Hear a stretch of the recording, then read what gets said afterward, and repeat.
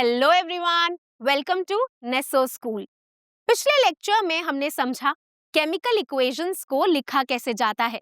साथ ही हमने देखा था कि केमिकल इक्वेशंस की दो साइड्स होती हैं, left hand side and right hand side. Left hand side और राइट हैंड साइड पे अगर केमिकल इक्वेशंस में नंबर ऑफ एटम्स सेम होते हैं तो वो केमिकल इक्वेशन बैलेंस्ड होती है।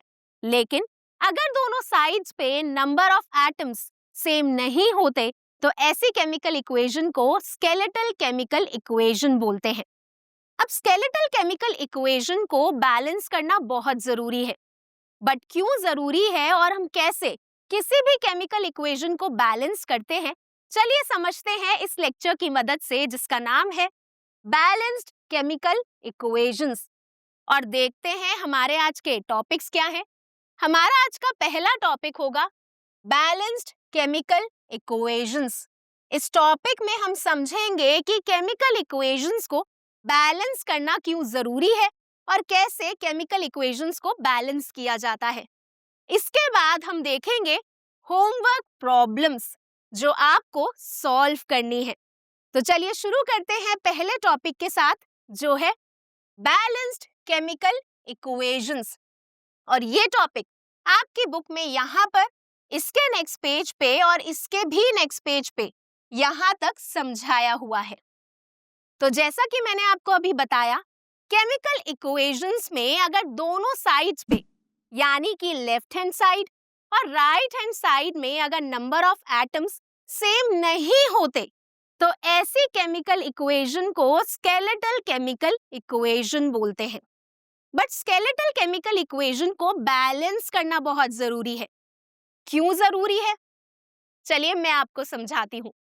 अब आपको याद होगा क्लास 9th में हमने पढ़ा था law of conservation of mass. ये एक ऐसा लॉ है जो हमें बताता है that mass can not be created or destroyed in a chemical reaction. Chemical reaction में एटम्स का जो मास होता है ना ही क्रिएट हो सकता है और ना ही डिस्ट्रॉय हो सकता है। कहने का मतलब ये है कि केमिकल रिएक्शन में ना ही कोई नए एटम्स बनते हैं और ना ही पुराने एटम्स डिस्ट्रॉय होते हैं। केमिकल रिएक्शंस में सिंपली एटम्स या तो बॉन्ड बनाते हैं या फिर अपने पुराने बॉन्ड को ब्रेक करके दूसरे एटम्स के साथ नया बॉन्ड बना लेते हैं। सो केमिकल रिएक्शंस में जो रिएक्टेंट्स का टोटल मास होता है वो प्रोडक्ट्स के टोटल मास के इक्वल होता है। यानी कि रिएक्शन में जो सब्सटेंसेस आपस में रिएक्ट कर रहे हैं, यानी कि जो रिएक्टेंट्स हैं, उनका जो एटॉमिक मास होता है, उस मास का जो टोटल है वो प्रोडक्ट्स के टोटल एटॉमिक मास के इक्वल होता है। क्योंकि लॉ ऑफ कंजर्वेशन ऑफ मास हमें बताता है कि केमिकल रिएक्शन में ना मास क्रिएट होता है ना मास डिस्ट्रॉय होता है। सो क्या हम ये कह सकते हैं कि किसी भी केमिकल रिएक्शन में रिएक्शन से पहले नंबर ऑफ एटम्स और रिएक्शन के बाद नंबर ऑफ एटम्स सेम रहते हैं? सो केमिकल रिएक्शन में एटम्स का नंबर हर एक एलिमेंट का सेम रहता है, रिएक्शन से पहले और रिएक्शन के बाद। लेकिन अगर केमिकल रिएक्शन में number of atoms left hand side और राइट हैंड साइड यानी कि रिएक्शन से पहले या फिर रिएक्शन के बाद सेम ना हो तो ऐसी केमिकल इक्वेशन को स्केलेटल केमिकल इक्वेशन बोलते हैं। और स्केलेटल इक्वेशंस को बैलेंस करना बहुत जरूरी है क्योंकि लॉ ऑफ कंजर्वेशन ऑफ मास को सेटिस्फाई करना भी बहुत जरूरी है। लेकिन हम स्केलेटल केमिकल इक्वेशंस को बैलेंस कैसे करते हैं, चलिए समझते हैं एक एग्जाम्पल की मदद से। तो जैसा कि आप यहाँ पर देख सकते हैं, मैंने एक केमिकल इक्वेशन लिखी है मैग्नीशियम और ऑक्सीजन के बीच हो रहे रिएक्शन की। जैसा कि हम पिछले लेक्चर्स में पढ़ चुके हैं, मैग्नीशियम ऑक्सीजन के साथ रिएक्ट करता है और बनता है MgO यानी कि मैग्नीशियम ऑक्साइड। अब चलिए सबसे पहले हम ये चेक करते हैं कि ये जो केमिकल इक्वेशन है ये बैलेंस्ड है या फिर अनबैलेंस्ड है। बट हम ये कैसे चेक करेंगे? तो आपको याद होगा हमने पिछले लेक्चर में समझा था कि अगर लेफ्ट हैंड साइड और right hand side number of atom same नहीं होते तो इसका मतलब इक्वेशन अनबैलेंस्ड है। तो चलिए सबसे पहले हर एक एटम का नंबर काउंट करते हैं। तो यहाँ पर मैग्नीशियम के कितने नंबर ऑफ एटम्स हैं? हमने समझा था कि मैग्नीशियम के सबस्क्रिप्ट में जो नंबर होगा वो उसका नंबर ऑफ एटम्स बताएगा, लेकिन अगर सबस्क्रिप्ट में कोई नंबर प्रेजेंट नहीं है तो हम वहां पर 1 कंसिडर करते हैं। सो यहाँ पर मैग्नीशियम का एक एटम है और राइट हैंड साइड में मैग्नीशियम ऑक्साइड में भी मैग्नीशियम का एक ही एटम है। तो इसका मतलब मैग्नीशियम बैलेंस्ड है। अब बात करते हैं ऑक्सीजन एटम्स की। लेफ्ट हैंड साइड में ऑक्सीजन एटम्स हैं 2, लेकिन राइट हैंड साइड पे एक ही ऑक्सीजन एटम है। तो इसका मतलब जो ऑक्सीजन है वो अनबैलेंस्ड है। सो ये इक्वेशन एक स्केलेटल केमिकल इक्वेशन है जिसको बैलेंस करना है। बट इसको बैलेंस कैसे करते हैं, चलिए समझते हैं। तो जैसा कि हमें पता है मैग्नीशियम दोनों साइड्स पे बैलेंस्ड है बट ऑक्सीजन अनबैलेंस्ड है। लेफ्ट साइड पर ऑक्सीजन के 2 एटम्स हैं और राइट साइड पर ऑक्सीजन का एक ही एटम है। सो यहाँ पर हम सिंपली 2 से मल्टीप्लाई करेंगे ऑक्सीजन को। बट यहाँ पर हमें एक बात ध्यान रखनी है कि हम सबस्क्रिप्ट में कोई नंबर मल्टीप्लाई नहीं कर सकते, हमें कोफिशिएंट में 2 लिखना होगा, यानी कि हम कोफिशिएंट नंबर ही लिख सकते हैं केमिकल फॉर्मूला में, लेकिन केमिकल फॉर्मूला के सबस्क्रिप्ट में हम कोई नंबर नहीं लिख सकते। यानी कि केमिकल इक्वेशंस में जो केमिकल फॉर्मूला है हम उसमें कोई भी नंबर नहीं लिख सकते, सिर्फ कोफिशिएंट नंबर ही पुट कर सकते हैं। सो यहाँ पर ऑक्सीजन को बैलेंस करने के लिए मैंने मैग्नीशियम ऑक्साइड में कोफिशिएंट नंबर लिखा है 2। अब यहाँ पर हमें एक और बात ध्यान रखनी है कि जो कोफिशिएंट नंबर है वो सबस्क्रिप्ट में प्रेजेंट नंबर के साथ मल्टीप्लाई होता है, और जैसा कि हमें पता है अगर कोई नंबर ना हो तो हम 1 कंसिडर करते हैं। सो यहाँ पर जो 2 है वो ऑक्सीजन के 1 के साथ मल्टीप्लाई होगा, जिससे ऑक्सीजन एटम्स भी 2 हो जाएंगे। सो ऑक्सीजन दोनों साइड्स बैलेंस हो चुका है। अब चलिए एक बार केमिकल इक्वेशन को रीचेक कर लेते हैं। तो यहाँ पर LHS में मैग्नीशियम का एक एटम है और RHS में मैग्नीशियम के कितने एटम हैं? RHS में मैग्नीशियम के 2 एटम्स है, क्योंकि यहाँ पर जो कोफिशिएंट नंबर है वो होल के साथ मल्टीप्लाई हो रहा है, यानी कि मैग्नीशियम का जो नंबर ऑफ एटम है उसके साथ भी 2 मल्टीप्लाई होगा, जिसकी वजह से मैग्नीशियम के 2 एटम्स हो गए हैं। सो यहाँ पर हमें LHS में मैग्नीशियम को बैलेंस करने के लिए 2 से मल्टीप्लाई करना होगा। और अब आप चेक कर सकते हैं ये पूरी इक्वेशन बैलेंस हो चुकी है, जिसमें 2Mg plus O2 will give 2MgO, यानी कि 2 मॉलिक्यूल्स ऑफ मैग्नीशियम ऑक्साइड। अब चलिए नेक्स्ट इक्वेशन देखते हैं। इस इक्वेशन में Fe यानी कि जो आयरन है वो वाटर के साथ रिएक्ट कर रहा है, जिसके बाद हमें मिल रहा है Fe3O4 प्लस H2 यानी कि हाइड्रोजन गैस। अब यहाँ पर 3 डिफरेंट एटम्स इन्वॉल्व हैं इस रिएक्शन में, आयरन, हाइड्रोजन एंड ऑक्सीजन। तो चलिए क्विकली 1 बाय 1 इन तीनों डिफरेंट एटम्स के नंबर को काउंट करते हैं।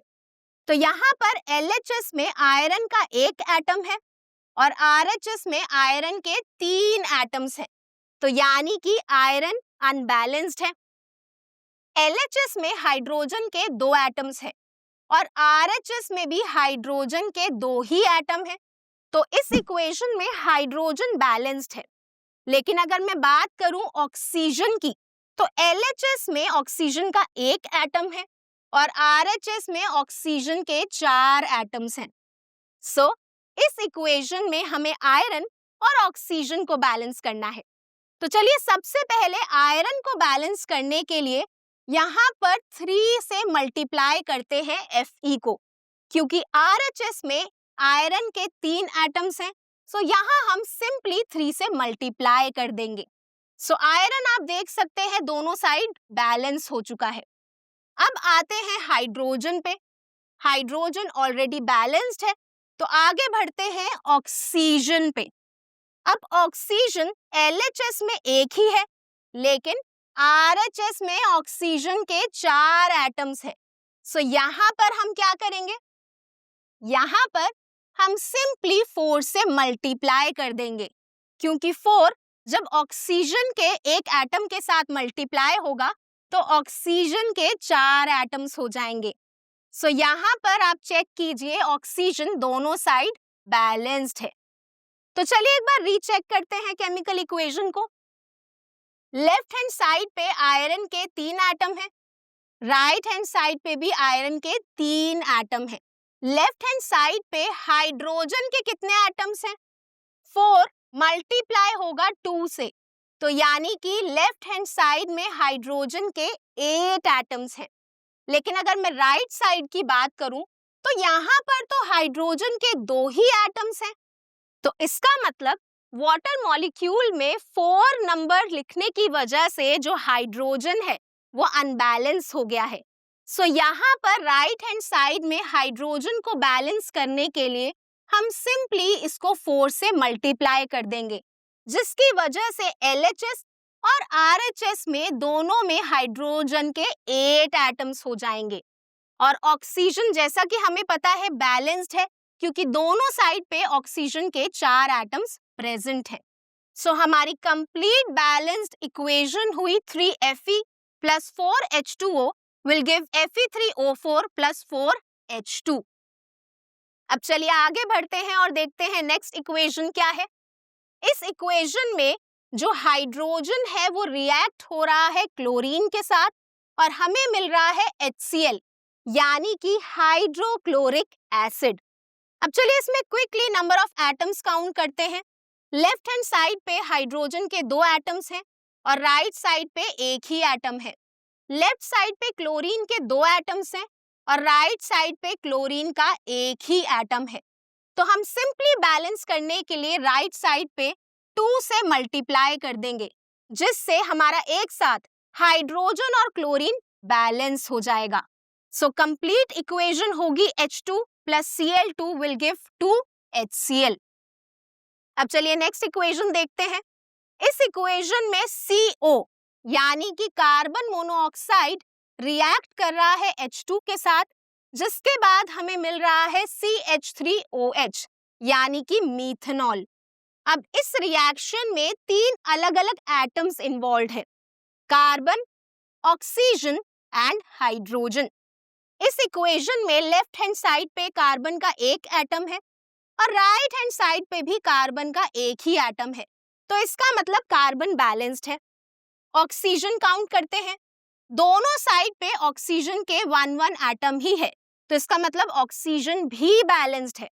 और अगर हम हाइड्रोजन को देखें तो LHS में हाइड्रोजन के 2 एटम है, लेकिन RHS में हाइड्रोजन के 4 एटम्स है।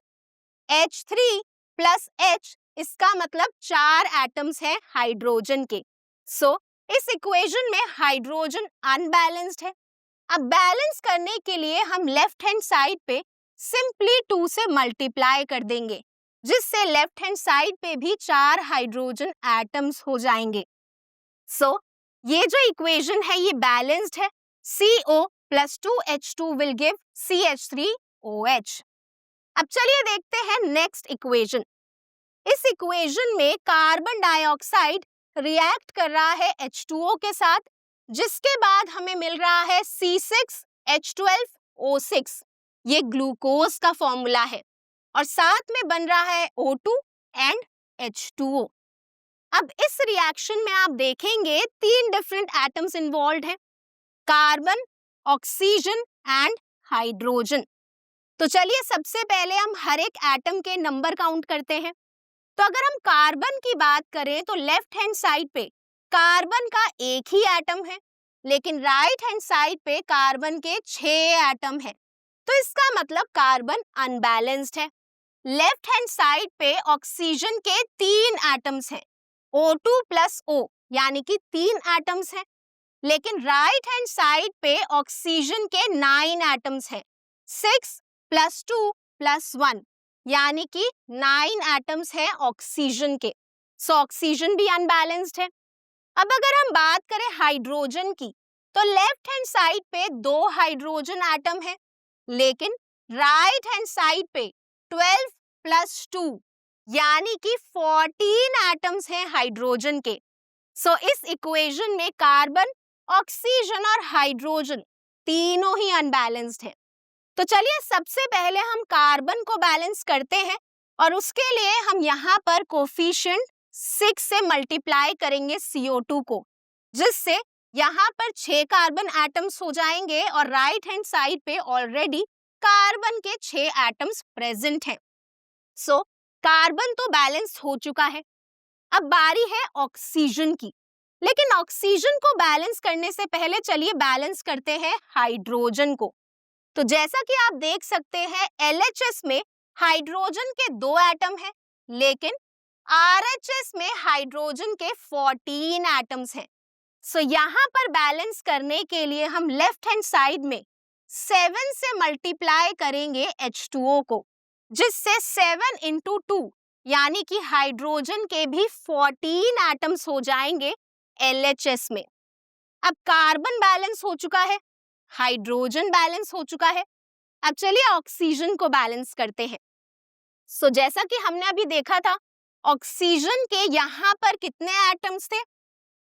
इनिशियली लेफ्ट हैंड साइड पे ऑक्सीजन के 3 ही एटम्स थे, लेकिन उसके बाद जब हमने कार्बन और हाइड्रोजन को बैलेंस किया तो हमने कोफिशिएंट नंबर्स ऐड करे 6 एंड 7, जिसकी वजह से ऑक्सीजन के नंबर ऑफ एटम्स इंक्रीज हो गए। तो एक बार रिकाउंट करते हैं। सो LHS में ऑक्सीजन एटम्स कितने हैं? 6 इंटू 2 इज 12, 12 प्लस 7, यानी कि लेफ्ट हैंड साइड पर 19 एटम्स हैं ऑक्सीजन के। अब चलिए आते हैं राइट हैंड साइड पे। राइट हैंड साइड पे 9 एटम्स हैं ऑक्सीजन के। सो हमें राइट हैंड साइड पे ऑक्सीजन को बैलेंस करना है। अब हमारे पास 3 ऑप्शंस हैं, या तो हम ग्लूकोज में कोई कोफिशिएंट नंबर मल्टीप्लाई करें, या फिर ऑक्सीजन में, या फिर वाटर मॉलिक्यूल में किसी कोफिशिएंट नंबर से मल्टीप्लाई कर दें। लेकिन अगर हम ग्लूकोज में किसी कोफिशिएंट नंबर को लिखते हैं तो कार्बन और हाइड्रोजन दोनों अनबैलेंस हो जाएंगे, और अगर वाटर मॉलिक्यूल को किसी कोफिशिएंट नंबर से मल्टीप्लाई करते हैं तो हाइड्रोजन दोबारा से अनबैलेंस हो जाएगा। इसीलिए हम O2 में कोफिशिएंट नंबर लिखेंगे जिससे सिर्फ O2 बैलेंस हो और कोई दूसरा एटम अनबैलेंस ना हो। सो यहाँ पर बैलेंस करने के लिए हम O2 को 6 से मल्टीप्लाई करेंगे। अब चलिए दोबारा काउंट करते हैं RHS में ऑक्सीजन एटम्स, 6 प्लस 12 प्लस 1। सो RHS में भी 19 एटम्स हो चुके हैं ऑक्सीजन के। सो हमारी ये जो इक्वेशन है इसमें कार्बन, हाइड्रोजन और ऑक्सीजन तीनों बैलेंस हो चुके हैं। तो क्या हमारा काम अब यहीं पे खत्म हो जाता है? नहीं, आप इस इक्वेशन को ध्यान से देखिए। आपको LHS और RHS में कुछ कॉमन मॉलिक्यूल्स दिखेंगे, और वो कॉमन मॉलिक्यूल्स है वाटर के। RHS और LHS में वाटर मॉलिक्यूल्स कॉमन है। सो केमिकल इक्वेशन में अगर LHS और RHS में कॉमन मॉलिक्यूल्स होते हैं तो वो कट जाते हैं। सो यहाँ पर जो एक वाटर मॉलिक्यूल है वो कट होगा, और यहाँ पर 7 से जो वाटर मॉलिक्यूल है वो रिड्यूस होके कितना हो जाएगा? वो रिड्यूस होके हो जाएगा 6। सो जो कंप्लीट बैलेंस्ड इक्वेशन है वो होगी 6CO2 plus 6H2O will give C6H12O6 plus 6O2। सो इसी के साथ हमारी बैलेंसिंग कंप्लीट होती है। आई होप अब आपको क्लियर हो गया होगा कि केमिकल इक्वेशंस को बैलेंस कैसे किया जाता है। केमिकल इक्वेशंस को बैलेंस करते वक्त हमें कुछ बातों का ध्यान रखना है, जैसे हमें सबस्क्रिप्ट में कोई नंबर नहीं ऐड करना है खुद से, यानी कि जो केमिकल फॉर्मूले हैं वो सेम रहते हैं। हम बस कोफिशिएंट नंबर से कंपाउंड या फिर मॉलिक्यूल्स को मल्टीप्लाई कर सकते हैं। और साथ ही हमें ध्यान रखना है कि जो कोफिशिएंट नंबर है वो सबस्क्रिप्ट में प्रेजेंट नंबर के साथ हमेशा मल्टीप्लाई होता है। अब चलिए मैं आपसे एक क्वेश्चन पूछती हूँ, क्या आप इन इक्वेशंस को देख के बता सकते हैं कि इनके अंदर जो मॉलिक्यूल्स है या फिर जो कंपाउंड्स है वो कौन सी फिजिकल स्टेट में एग्जिस्ट कर रहे हैं? अब जैसे जो ग्लूकोज है वो सॉलिड स्टेट में है, लिक्विड स्टेट में है या फिर गैसियस स्टेट में है? हम इन इक्वेशंस को देखकर नहीं बता सकते कि इनका फिजिकल स्टेट क्या है। सो ये जो केमिकल इक्वेशंस हैं ये इनकम्प्लीट है। सो इसीलिए केमिकल इक्वेशंस में इंफॉर्मेशन को कंप्लीट करने के लिए प्रोडक्ट्स और रिएक्टेंट्स में उनके फिजिकल स्टेट्स को लिखा जाता है उनके केमिकल फॉर्मूले के साथ। जैसे अब आप इस इक्वेशन को देखिए, इसमें मैग्नीशियम और ऑक्सीजन के बीच में रिएक्शन हो रहा है और साथ ही इस इक्वेशन से हमें पता चल रहा है कि इन सब्सटेंसेस की फिजिकल स्टेट क्या है। जैसे जो मैग्नीशियम है वो सॉलिड स्टेट में एग्जिस्ट कर रहा है, स्मॉल s का मतलब होता है सॉलिड स्टेट। जो O2 है वो गैसियस स्टेट में प्रेजेंट है, यहाँ पर स्मॉल g लिखा जाता है गैसियस स्टेट के लिए। और जो रिएक्शन के बाद मैग्नीशियम ऑक्साइड मिलता है वो सॉलिड स्टेट में प्रेजेंट होता है। सो इस तरह से हम केमिकल इक्वेशन में लेटर्स की मदद से बताते हैं कि फिजिकल स्टेट क्या है उस पर्टिकुलर सब्सटेंस का। अब चलिए कुछ और एग्जांपल्स देखते हैं। अब इस एग्जांपल में जो जिंक है सॉलिड स्टेट में प्रेजेंट है और रिएक्ट कर रहा है H2SO4 यानी कि सल्फ्यूरिक एसिड के साथ। अब सल्फ्यूरिक एसिड के साथ हमने लिखा है AQ। AQ का मतलब होता है एक्वस, यानी कि जब हम सॉल्यूट को वाटर में डिसॉल्व करते हैं तो सॉल्यूशन को हम एक्वस सॉल्यूशन बोलते हैं। अब जैसा कि आपको याद होगा पिछले लेक्चर्स में हमने डिस्कस किया था डाइल्यूट सल्फ्यूरिक एसिड के बारे में। जब सल्फ्यूरिक एसिड को वाटर में डिसॉल्व करते हैं तो सॉल्यूशन को हम एक्वस सॉल्यूशन बोलते हैं। सो यहाँ पर जो सल्फ्यूरिक एसिड है it is dissolved in water, इसीलिए यहाँ पर एक्वस स्टेट है। अब जब जिंक और सल्फ्यूरिक एसिड के बीच में रिएक्शन हुआ तो हमें एक्वस स्टेट में मिला जिंक सल्फेट और साथ में एक गैस रिलीज हुई जो थी हाइड्रोजन गैस। अब चलिए नेक्स्ट एग्जांपल देखते हैं, जिसमें आयरन जो सॉलिड स्टेट में है उसने रिएक्ट किया वाटर मॉलिक्यूल्स के साथ जो गैसियस स्टेट में है। अब इसके बाद जो प्रोडक्ट मिला Fe3O4 वो सॉलिड स्टेट में मिला और साथ में हाइड्रोजन गैस रिलीज हुई। सो इस तरह से हम अलग अलग कंपाउंड के साथ फिजिकल स्टेट मेंशन करते हैं केमिकल इक्वेशन में। अब जैसा कि आपको पता होगा अलग अलग रिएक्शंस अलग अलग कंडीशंस में होते हैं। जैसे कुछ रिएक्शंस को बहुत ज्यादा हीट की जरूरत होती है और कुछ रिएक्शंस को बहुत ज्यादा कोल्ड टेम्परेचर की जरूरत होती है, और यहाँ तक कि कुछ रिएक्शंस को कैटलिस्ट की जरूरत होती है। कैटलिस्ट वो सब्सटेंसेस होते हैं जो रेट ऑफ रिएक्शन को स्पीड अप कर देते हैं, फास्ट कर देते हैं।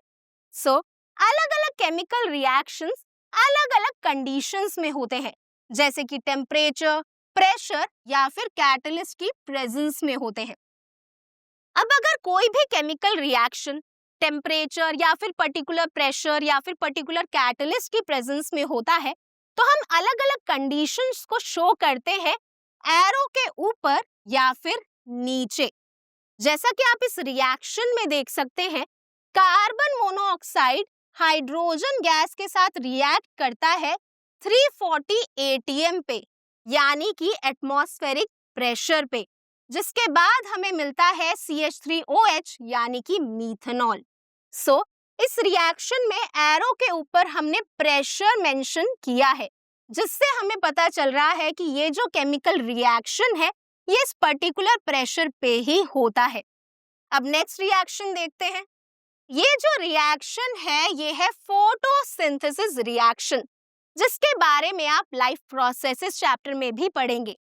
सो फोटोसिंथेसिस के लिए सनलाइट और क्लोरोफिल बहुत जरूरी होते हैं, इसीलिए हमने यहाँ पर सनलाइट और क्लोरोफिल को एरो के ऊपर और नीचे मेंशन किया है।